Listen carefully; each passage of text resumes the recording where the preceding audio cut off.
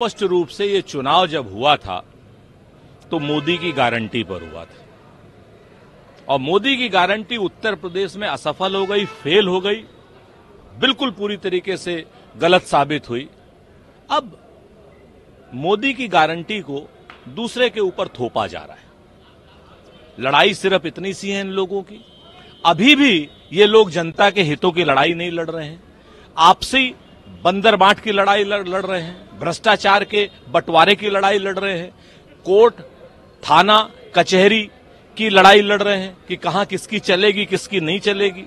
इनके MLC MLA और मंत्री इस सरकार को लगातार सर्वकालिक भ्रष्टाचारी सरकार बता रहे हैं। एक आदमी यहां पर वो ले रहा है, क्या नाम, कैबिनेट की मीटिंग ले रहा है तो दूसरा डिप्टी चीफ मिनिस्टर दिल्ली भागा हुआ है।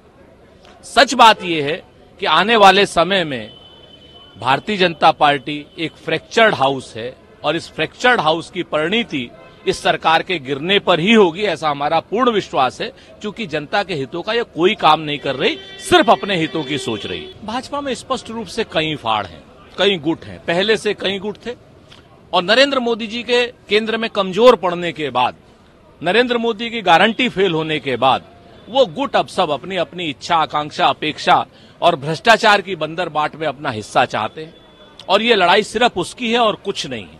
आज की डेट में उत्तर प्रदेश की भारतीय जनता पार्टी जनता के हितों में कोई काम नहीं कर रही है, अपनी सरकार अपना संगठन बचाने में लगी हुई है और एक दूसरे का अहित करने में लगी हुई है। दोनों डिप्टी सीएम अपने पद नाम के आगे से डिप्टी हटाना चाहते हैं, सीएम साहब अपनी सीएम की कुर्सी बचाना चाहते हैं, बुलडोजर का डीजल खत्म हो गया है, धस गया है कहीं ना कहीं।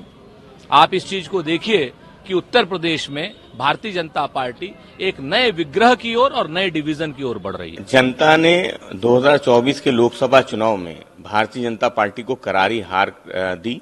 जिस तरीके का परिणाम सामने आया, जन विरोधी काम भारतीय जनता पार्टी की सरकार में हुए, किसान मजदूर के खिलाफ भारतीय जनता पार्टी ने काम किए और उसका परिणाम सामने था कि लोकसभा चुनाव में भारतीय जनता पार्टी को करारी हार का सामना करना पड़ा।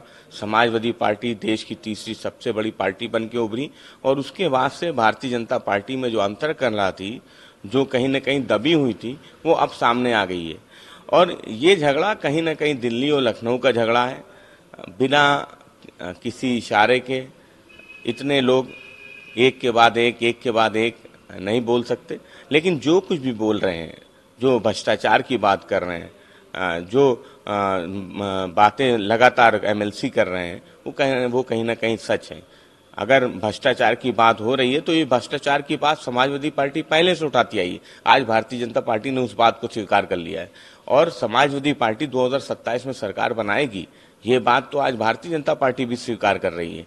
तो समाजवादी पार्टी समझती कि भाई भारतीय जनता पार्टी की एक हार के बाद अंतर कलह वो सामने आ गई है। दिल्ली और लखनऊ का झगड़ा जो दबी जबान लोग बोलते थे, आज वो बिल्कुल सामने खुल के आ गया है। समाजवादी पार्टी समझती कि ये भारतीय जनता पार्टी का अंदरूनी झगड़ा है, इस पे समाजवादी पार्टी को कोई टिप्पणी नहीं करनी है।